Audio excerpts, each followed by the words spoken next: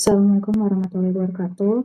Nama saya Zulmana Syariawabi dengan NIM 125240551. Saya di sini akan mempresentasikan studi eksperimen cold compaction hidrolik pada serbuk dan potongan aluminium.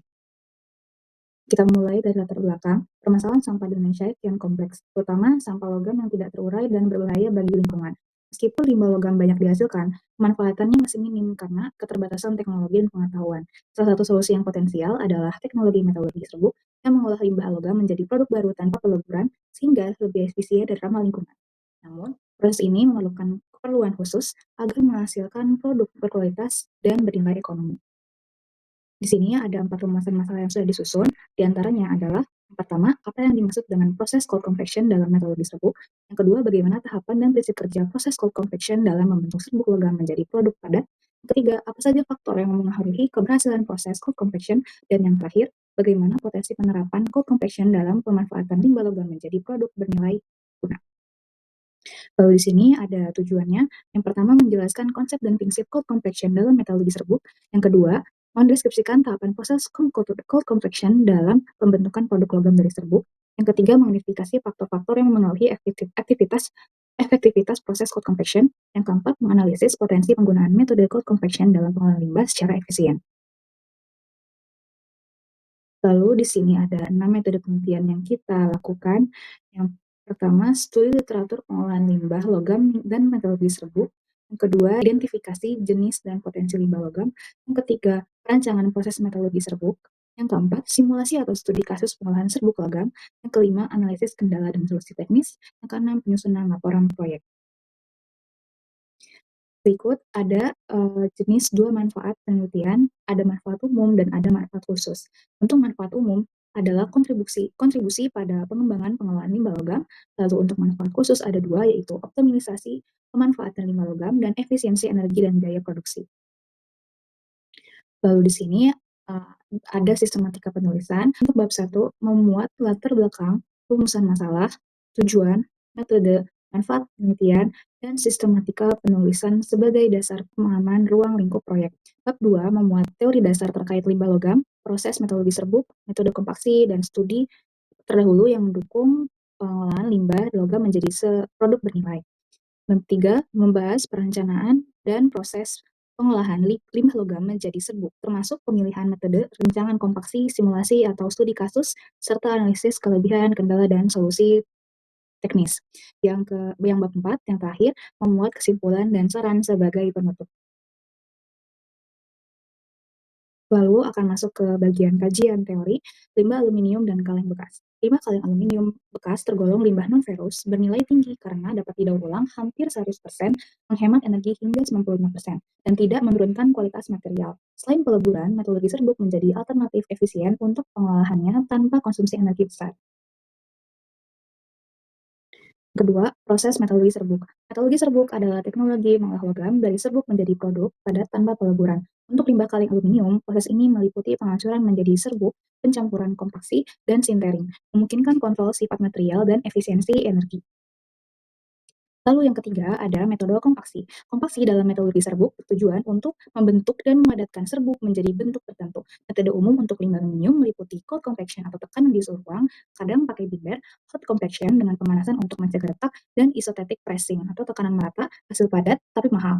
Hasil kompaksi dipengaruhi oleh ukuran partikel, binder, tekanan, waktu, dan suhu. Yang keempat, teknologi kompaksi dalam metodologi serbuk. Metodologi serbuk merupakan teknologi efisien dalam mengolah limbah logam dengan proses kompaksi sebagai tahap kunci untuk meningkatkan densitas dan kualitas. Dari sisi teknik rekayasa mikrostruktur dari Abrani 2024 menunjukkan bahwa tekanan tinggi saat kompaksi meningkatkan kekerasan dan kepadatan komposit aluminium berbasis limbah bages. Dan kedua, dari sisi teknik rekayasa mikrostruktur dari Leon et al. 2009 menekankan pentingnya perlakuan awal partikel seperti pelapisan keramik dengan logam untuk meningkatkan ikatan dan homogenitas. Yang ketiga, dari sisi simulasi dan desain sistem Karim dan Hu tahun 2020 menunjukkan bahwa struktur mikroskopik partikel dan distribusi pori sangat memengaruhi efisiensi densifikasi. Ketiganya menegaskan bahwa kompaksi tidak hanya berdampak mekanis, tapi juga strategis dalam menciptakan material ramah lingkungan dan bernilai tinggi dari limbah logam. Lalu akan masuk ke bab 3, yaitu perencanaan. Dimulai dari persiapan bahan, limbah logam yang digunakan dalam percobaan ini berasal dari bahan logam rumah tangga dan industri ringan, seperti potongan kaleng, sisa kawat, atau serpihan besi. Limbah ini juga dibersihkan dari kotoran dan pelapis, lalu dikeringkan sebelum dikonversi menjadi serbuk-serbuk. Lalu ada pembuatan serbuk logam. Proses ini melakukan penghancuran limbah logam dilakukan menggunakan alat manual seperti gunting karena keterbatasan alat. Tujuannya adalah untuk menghasilkan serbuk logam dengan ukuran partikel yang relatif kecil agar dapat saling mengikat secara lebih efektif saat dikompaksi. Berdasarkan observasi, serbuk besi yang memiliki partikel kecil dan kasar lebih mudah menyatu dibandingkan potongan besar yang dipotong-potong secara manual. Lalu ada proses kompaksi atau cold compaction. Serbuk logam dimasukkan ke dalam cetakan logam berbahan baja, kemudian ditekan menggunakan beban tertentu tanpa pemanasan atau cold pressing. Proses ini dilakukan pada suhu ruang dengan tekanan tinggi agar partikel saling mengunci dan membentuk produk padat atau menjadi briket logam. Penggunaan alat pres yang kokoh menjadi kunci utama keberhasilan. Lalu ada kualitas produk kompaksi. Produk hasil cold compaction dievaluasi berdasarkan kerapatan, kekuatan tekan, dan kekompakan antar partikel. Briket dari serbuk besi cenderung Briket dari serbuk besi cenderung lebih padat, tidak mudah retak, dan permukaannya lebih homogen dibandingkan dengan briket dari potongan kaleng yang lebih besar. Ini menunjukkan bahwa ukuran dan bentuk serbuk dapat sangat mempengaruhi terhadap ikatan antar partikel logam. Di sini ada perbandingan antara serbuk besi dan potongan kaleng partikel besar. Untuk serbuk besi itu lebih mudah dikompaksi dan hasilnya lebih padat dan kuat. Nah, sedangkan potongan kaleng itu sulit menyatu, menghasilkan celah pada briket dan memiliki kekuatan mekanik yang rendah. Jadi itu butuh binder. Lalu ada beberapa kendala, yaitu keterbatasan alat penghancur, kualitas serbuk tidak seragam, lalu tekanan kompaksi yang sangat-sangat terbatas. Nah, di sini ada 3 solusi yang sudah disusun.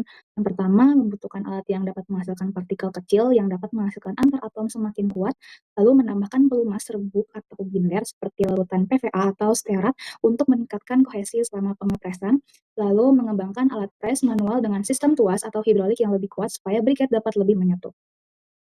Lalu ada potensi dan implikasi. Hasil percobaan menunjukkan bahwa metode cold compaction memiliki potensi signifikan dalam mengolah limbah logam seperti produk yang lebih berguna, seperti berikat logam atau bahan baku sekunder. Dengan investasi teknologi yang lebih rendah, dengan investasi teknologi yang relatif rendah, metode ini cocok diterapkan di skala rumah tangga atau industri kecil, sekaligus memberikan kontribusi pada pengurangan sampah logam dan penghematan energi. Terdapat beberapa kesimpulan yang bisa disampaikan, yaitu ada prinsip dasar cold compaction, metode pengopresan serbuk logam pada suhu ruang, tanpa peleburan, hemat energi, dan tanpa kehilangan komposisi utama. Lalu ada tahapan proses cold compaction. Yang pertama ada pembersihan dan pengeringan limbah logam.